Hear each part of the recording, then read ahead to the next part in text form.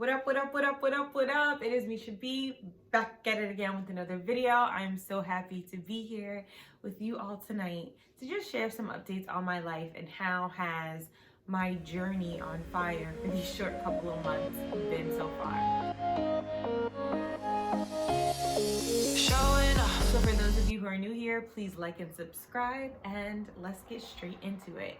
So first things first, what is fire? Like, are you talking about the thing that burns stuff and smoke and no. Fire is an acronym and it stands for Financial Independence, Retire Early. It is a term that has been popular in recent years, but it's been something that people have been doing for a long time. We just didn't really have the language to kind of describe it. So the idea behind FIRE is getting enough money that you can retire early. But there are so many different types of FIRE that people can pursue. So really quickly, I'm just gonna go over the math with you to give you an example of what FIRE can look like for your life and kind of what it looks like for mine. So the first thing first, you wanna sit down and figure out what is your estimated yearly costs, right? How much do you spend a year? You time that number by 25, and then that is the FIRE number. That is the number that you need to reach in order to retire early. So there was this study called the Trinity Study, which studied a group of folks who retired and tracked them throughout their retirement, their financials, and how their portfolios were doing. Based off of tracking these people, the data suggests that if you take 4% from your investments every year, you will be able to live off of that amount for the rest of your life. So let's say, for example, your FIRE number is $1.25 million. Every year, you will take 4% of that $1.2 million, and that money you'll live on for the year. Year two, you take more of that 4%, and what happens is the compound interest is still working on that principal amount that you still have in your investments, and that money will keep multiplying itself, right? It's the freaking eighth wonder of the world when we talk about compound interest. And essentially, your money will never disappear. Now, there are some outliers, and in the book Quit Like a Millionaire by Christy and Bryce, they go into more detail of certain things you can do to make sure that you don't fall in that outlier group. Money could potentially run out, but in their analysis of the data, they found that if there are no great financial downturns, right, in the first 5 years of your FIRE, then you should be good. The potential issue comes is if you kind of retire and in that first year, there's something like a COVID-19 incident, right? Or at least what we saw back in March where the market just dropped. We saw that so many people lost a big portion of their net worth through the different turbulence that the market has. Of course, now it has rebounded. Thank you. And I hope everyone was able to hold and relax so that they recoup their money. But that is just an example of a financial disaster that can impact your journey on FIRE, specifically when you're in the retire part. In our book club, though, we've read Quit Like a Millionaire and loved it. And the authors provide so many different ways of backup plans to backup plans to backup plans to really ensure that you'll be okay. God forbid there's any type of financial crisis that is kind of out of your control. Someone else that I definitely think that you all should check out is Our Rich Journey, who are also on YouTube. And they also have a Instagram page.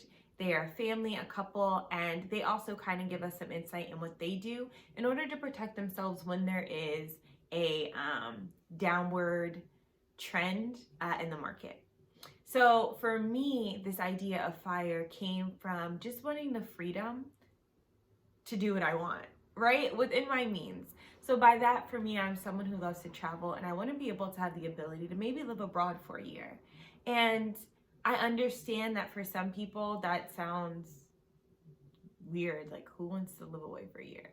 But for me, that's just something that it was something that always intrigued me, to be able to be abroad for a year, come back and share my experiences. I also plan on having children and would love to be able to stay home with them.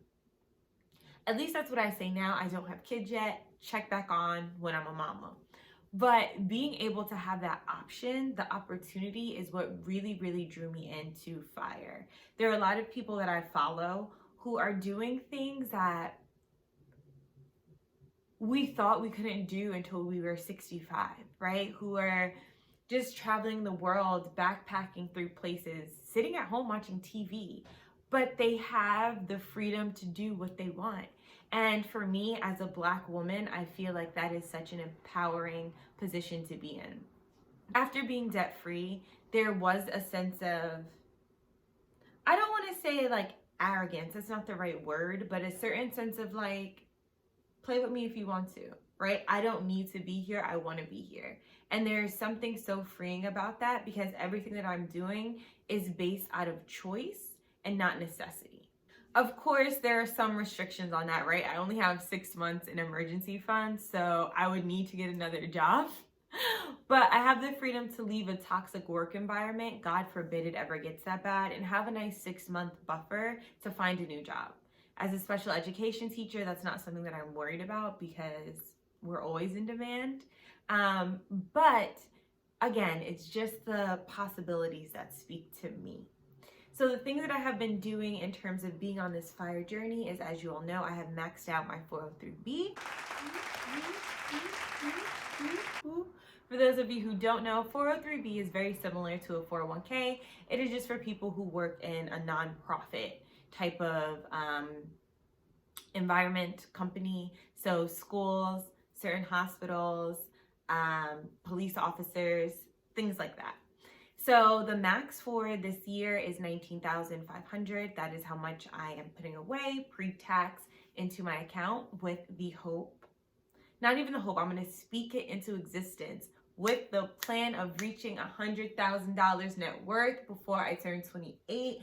Yes, child, on a teacher's salary in New York, because that is what we did. That is what we're doing. I'm already claiming it. It is mine. So that is kind of how I'm kickstarting this. People typically say that the first 100,000 is the hardest. First in net worth, then in terms of your portfolio. And then from there, it just gets harder in terms of, you set a new goal, right? At every benchmark, you set a new goal. Now, the thing about the first 100,000 is that compound interest isn't necessarily working for you in the same way as it does once you hit that $100,000 mark. So yes, it's working for you, but you really got to, get it out the mud, essentially, right? The majority of the principle is coming from your work. You working hard, you putting your money away, you saving. What people say is after that first 100,000, that's when you see the magic of compound interest. That's when your money starts growing at such a faster rate where that hill just keeps going, or I guess the snowball keeps going, and boom, before you know it, child, you are a millionaire. And for me, I've done the math. If I was super conservative and only invested in my 403B and our fixed 7% return, I would be a millionaire before I was 55, I want to say. That sounds cute, right? All I have to do is set it and forget it. And that is the most conservative number. Clearly, I'm young, so I have a lot more, I'm taking a little bit more risk. So I'm expecting a little bit more return, as well as this doesn't account for any side hustles that I do. This doesn't account for any raises that I will get, speaking it into existence. This doesn't account for me paying down my mortgage, right? None of these things does this account for. This just accounts for me just maxing out my 403B and leaving it alone. I will be a millionaire. So now imagine all these other things that I will be doing in order to hurry that process up a little bit, right? So keeping that in mind, I feel like the FIRE movement has definitely made becoming wealthy it made it more in reach. It made me understand that it's very simple to become a millionaire if you are starting off at a decent salary. So I also want to acknowledge that I am coming from a place of privilege.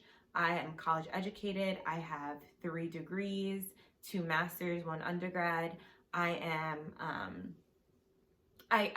parents are financially stable, meaning I don't have to give them money to support them. So I'm also again, going to reiterate, coming from a place of privilege. So when I say that it is easy to reach wealth, I am talking about from my perspective and my experience. And in no way do I mean to minimalize other people's experiences, because I know that this is not the case for a lot of Americans. This is just my truth and my story, but I also feel that it would be irresponsible not to mention that. But what I will say, for some folks who are working in a middle class job and who have the ability of making $45,000 and up a year, you can become a millionaire. You can become wealthy.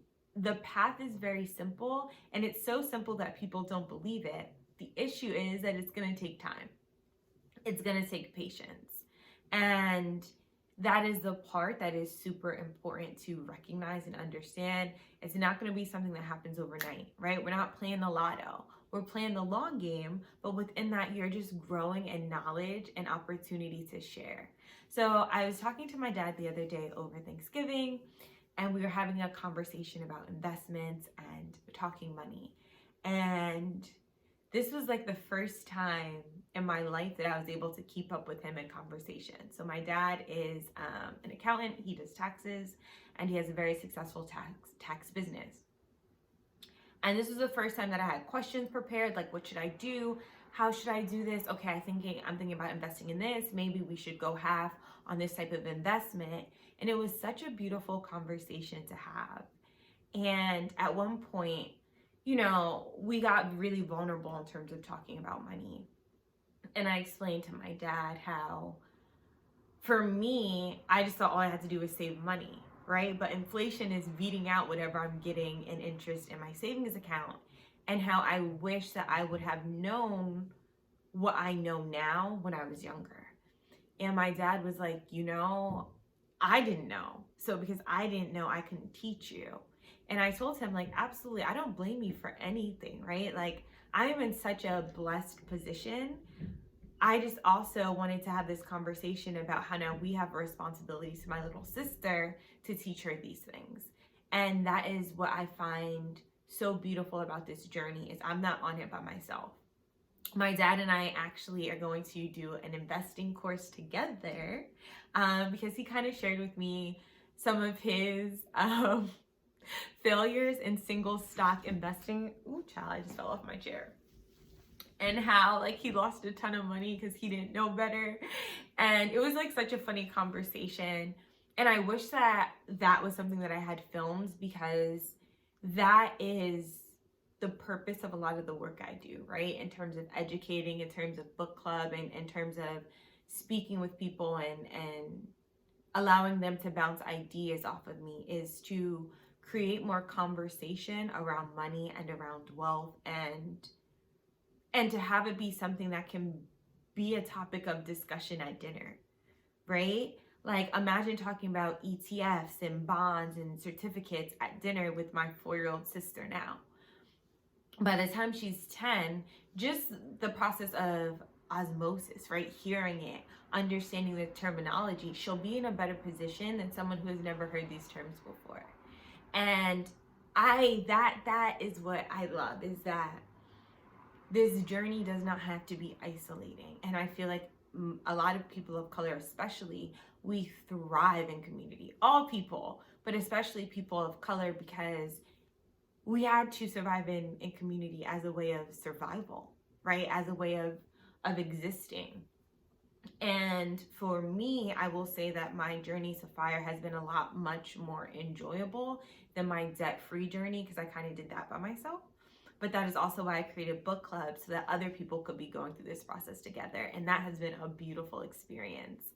And for anyone who is on this journey, please tap in. Let's reach out. Let's connect. Let's talk. Let's cry together.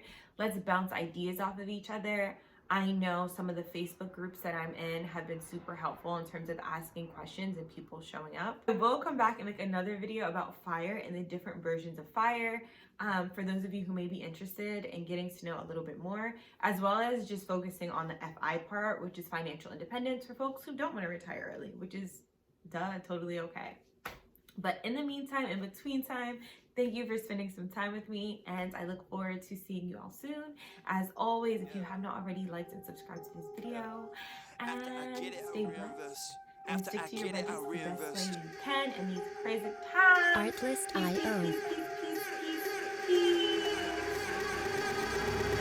People wanna talk that talk in reality.